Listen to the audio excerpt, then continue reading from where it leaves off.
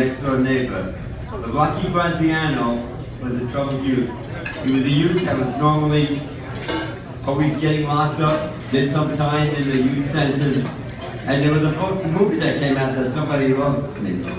Somebody up there likes me. But the truth of the matter is, I think the best prodigy for Rocky Graziano was that his wife Naomi said, somebody down here too.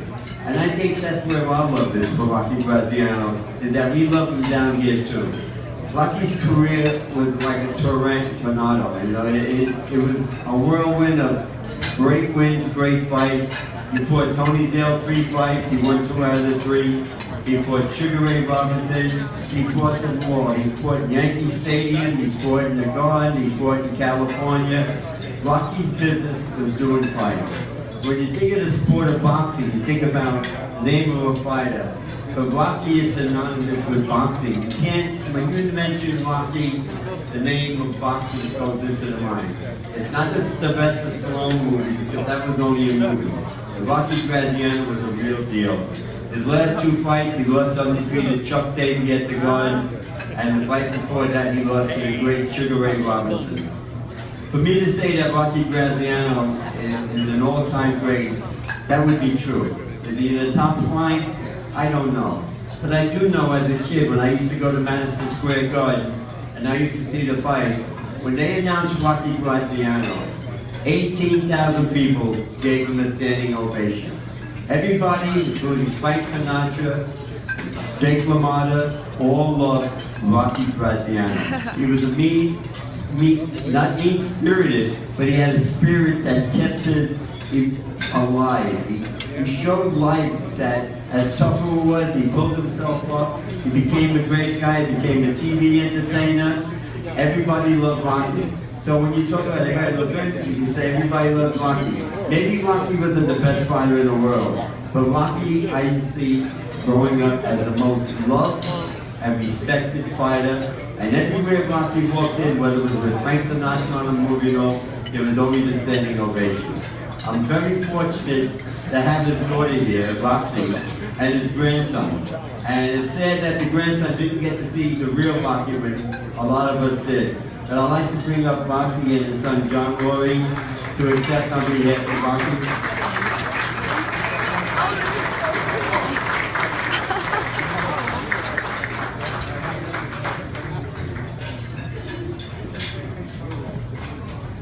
Thank you, Bob, and Nate, and New York Boxing.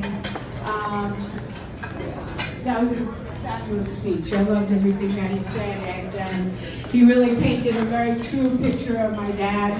I was just talking to my cousin at the table, and my dad could not walk down a New York City street without being stopped 15, 20 times. Sometimes not to the thrill of my mother, but that's just the way it was.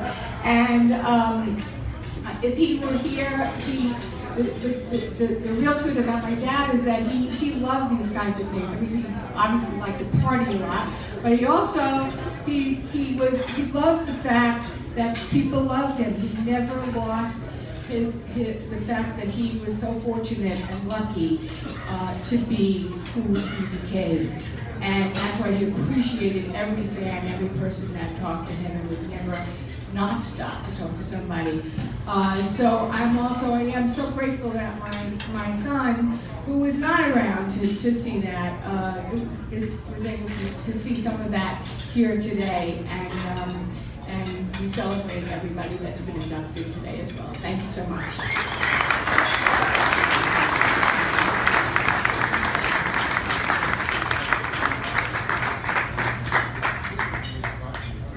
Zale. Oh yeah? And Tony and Rocky fought. I just told my wife 30 years ago he was cancer. Did you really? Yeah, the question and answer Yeah. must be 30 years ago. One of those guys. I tried to do some research because I'm on the top of the thing, but one thing I found amazing when I checked on Rocky Graziano, he was doing in the youth center. One of his cellmates in the youth center was Jake LaMotta. which I was shocked. And Jake had several quotes about his time with Rocky, you know, and they ran the organization up there, even up there with the youth center. But it was amazing that they were good friends, and they always had a fight, and it was signed, but it just never came off. And I'll tell you the truth, some of the best fights are not made. That would have been a fight that I wouldn't want to see, because I love both men. And our next inductee, I'd like to bring up Henry Haska, please. Henry.